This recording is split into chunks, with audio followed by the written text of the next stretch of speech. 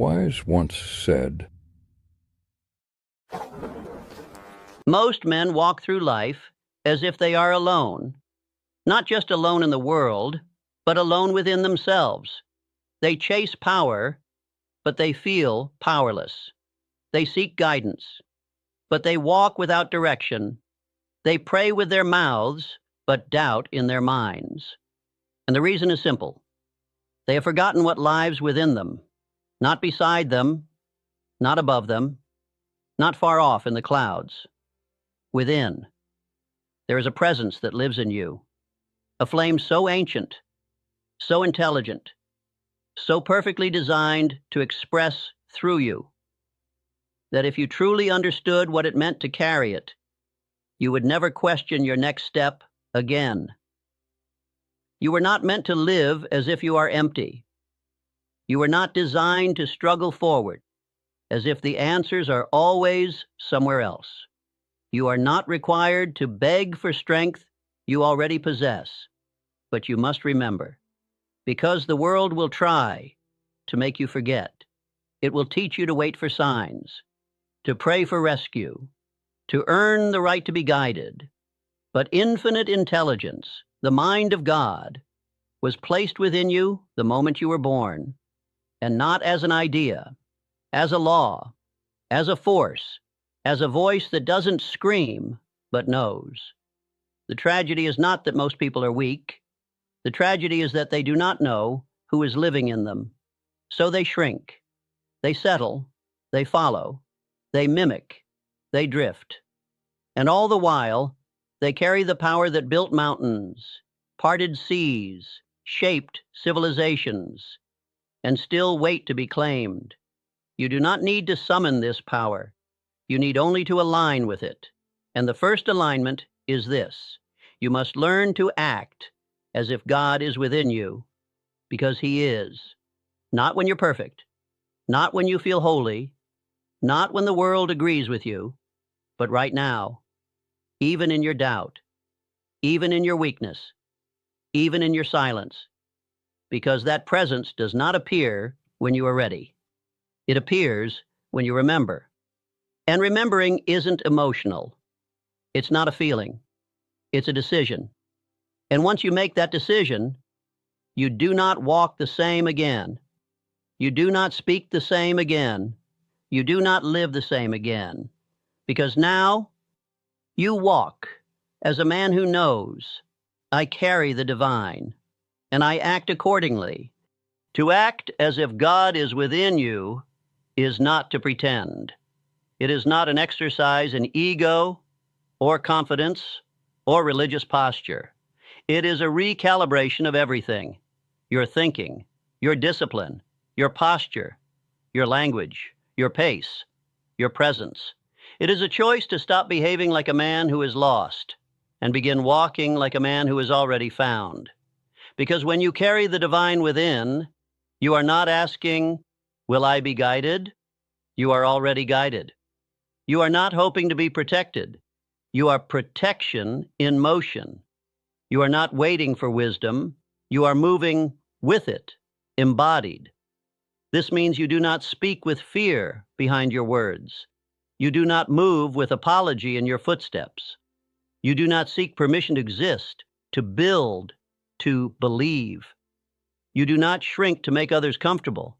You do not ask the world for validation that was already written into your soul by infinite intelligence.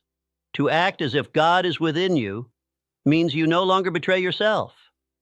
You no longer negotiate with doubt when clarity has already arrived. You no longer delay action when the instruction has already been given. You no longer say, I'm not ready, because you know readiness is not a condition. It's a decision. Acting as if God is within you means you no longer apologize for your calling. You do not need others to understand your urgency. You do not need external support to walk in divine rhythm. You do not ask the mirror, am I enough? Because you carry the answer inside the question. It means you sit differently. You walk differently. You pray less like a beggar and more like a partner. You no longer say, "Please show me." You say, "Thank you for what I already know."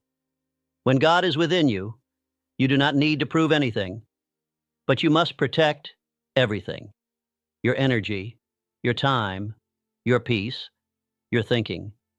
Because when you carry something sacred inside you, your environment must be shaped to match. You no longer eat what weakens you. You no longer listen to people who drain you. You no longer keep company with voices that mock vision. You guard the gate because the gate is holy. To act as if God is within you means you carry a certain spiritual quietness. You don't need to defend yourself constantly. You don't need to explain your every move. You don't need to be loud to be effective. You walk in authority, not because of who you are, but because of who walks in you. And let me tell you, people feel it. They don't always know what it is, but they know when they're in the presence of someone who does not move from ego or fear or popularity. They're in the presence of someone who moves from alignment. That's what it means to act as if God is within you. It's not a claim. It's a consistency. It's not a belief system. It's a behavior pattern. It's not words. It's witness. And that witness speaks louder than anything your mouth could say. So I ask you, have your actions caught up with your identity? Do your habits reflect what you say you carry? Does your tone, your pace, your discipline show the world that you are not alone when you walk? Because the ones who carry the divine do not need to. Once a man begins to act as if God is within him, he no longer lives for approval.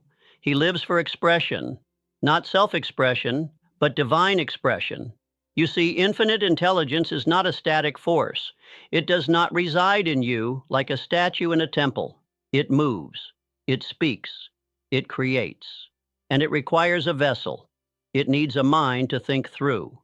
It needs a mouth to speak through. It needs hands to build through. And if you will not offer yours, it will move to the one who will. Because the divine does not wait on potential, it flows through availability. When God lives in you, you become a channel. You begin to feel thoughts that didn't come from study, ideas that carry more weight than your current level of knowledge, words that arrive faster than your ego can prepare. And if you try to own it, if you say, "Look what I've done," you sever the source. But if you say, "Use me again," the power continues. This is what the world doesn't understand about spiritual genius. It is not man achieving greatness. It is God expressing greatness through man. And that expression only comes through the available and the obedient. So when the divine begins to express through you, you begin to speak differently. Your words stop seeking attention. They start becoming instruments. You begin to write differently. You do not write to impress. You write because the message is already burning and must be released. You begin to move differently. Every decision is shaped by an invisible alignment you no longer question. You begin to sense timing